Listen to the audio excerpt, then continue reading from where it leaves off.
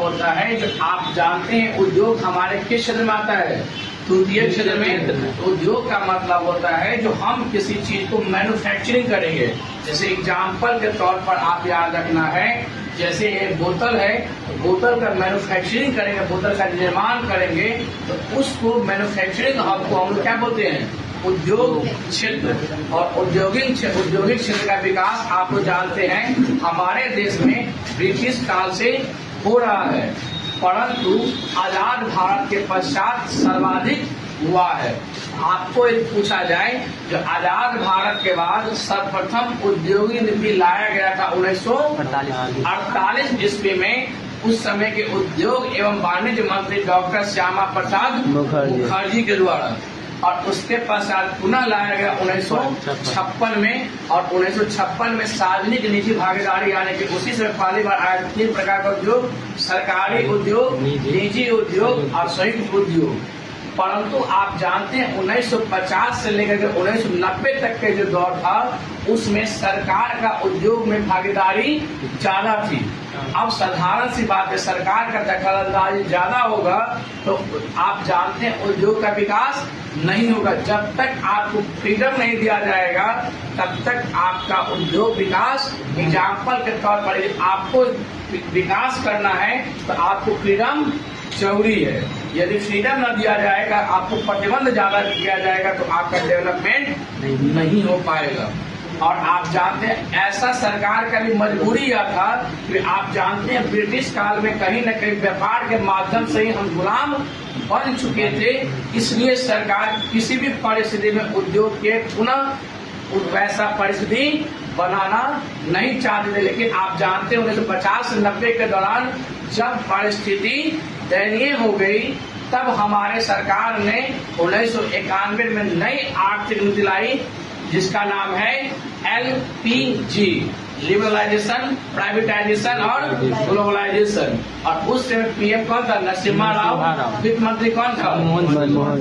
उस समय ऐसा माना जाता है जो हमारे जो अर्थव्यवस्था है वो दयनीय संकट काल में चला गया था, राजकोषीय घाटा बढ़ चुका था, देश के पास आर्थिक स्थिति क्या था? पूरा दयनीय हो चुकी थी, जिसके कारण नया इकोनॉमी आपका रिफॉर्म लाया गया। जिसके पश्चात आप जानते हैं हमारे देश में जितना भी उद्योग था, सरकारी उद्योग था, उसमें निजीकरण का प्रवेश किया गया। हमारा देश का जो ग्लोबलाइज व्यवस्था में हम आ चुके, यानी कि हमारे देश का इकोनॉमी पूरे वर्ल्ड के इकोनॉमी के साथ तालमेल स्थापित करने लगा। और इसके पश्चात धीरे धीरे हमारा उद्योग क्या हुआ? विकास हुआ। ठीक है, 1991 के बाद भी बहुत सारा आप लोग चीज देखे होंगे।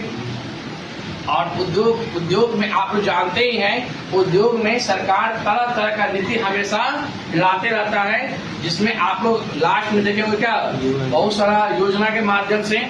तो उस योजना के माध्यम से सरकार ने विकास किया। आप जानते हैं उद्योग के अंतर्गत में आप लोग जानते हैं कि बहुत सारा हमारा क्या है, जैसे कि कंपनी का हम स्थापना करेंगे तो हम जानते हैं लोन का समस्या होता है, तो उसलिए आप लोग लघु उद्योग यानी छोटे छोटे कुटीर उद्योग की स्थापना करते हैं, उसके लिए लोन प्रोवाइड करता है जो संस्था है भारत, कौन सा? सिडबी। आप जानते हैं सिडबी यानी small industry development bank of India, लघु उद्योग के विकास के लिए आपका फाइनेंस करने वाला संस्था है सिडबी। और आपको बहुत बड़े उद्योग की स्थापना करने वाले कौन है? IFCI, industry financial bank. ठीक है, तो आप जानते हैं इसके पश्चात हमारे उद्योग का विकास हुआ। और उद्योग के विकास के तहत हमारा जब उद्योग का विकास हुआ तो ग्लोबलाइजेशन के माध्यम से हमारे देश में विदेशी पूंजी का अंतर्प्रवाह भी हुआ। विदेशी पूंजी का अंतर्प्रवाह कितने माध्यम से? 3 माध्यम से। और कौन? FDI, FPI और FII।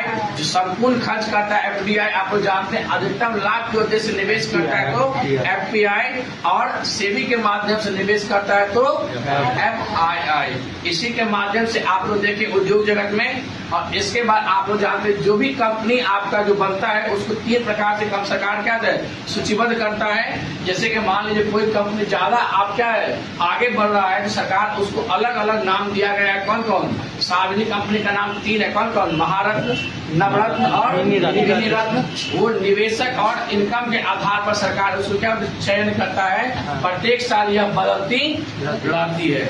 ठीक है, इसके पश्चात आप लोग देखिए ऐसे ऐसे उद्योग का विकास हुआ और यहीं पर आपका उद्योग व्यवस्था आज समाप्त होता है। ठीक है, धन्यवाद।